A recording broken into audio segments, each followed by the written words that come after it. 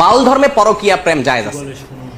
আল্লাহর কসম, আমি নিজে যাচাই করে যশোরের এক গ্রামে গিয়ে সন্ধান পাইছি যে এখানে, এমনি অন্য কাজে গেছি, পরে শুনছি যে এখানে আপনার ফকিরদের আখড়া আছে। তো আমি দেখতে গেছি, একদিন না কয়েকদিন, পরে জানতে পারছি যে এক মহিলা আছে, তার স্বামীও আছে, কিন্তু সবাই জানে এই মহিলা সারাদিনই জেনা করে তার ওই সাধন সঙ্গীর সাথে, বাউলদের সাথে।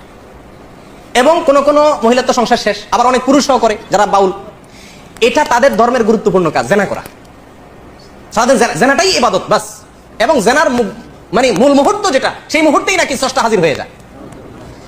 প্রিয় ভাইরা, বাউলরা মনে করে, আপনারা হয়তো অনেকে প্রথম শুনছেন, শুনে রাখেন, বাউলদের দৃষ্টিতে মানুষের শরীরের বিভিন্ন রোগ বালাই ভালো হওয়ার জন্য একটা বিরাট বড় ওষুধ হলো মেয়েদের রস পান করা। রস বুঝেন কি?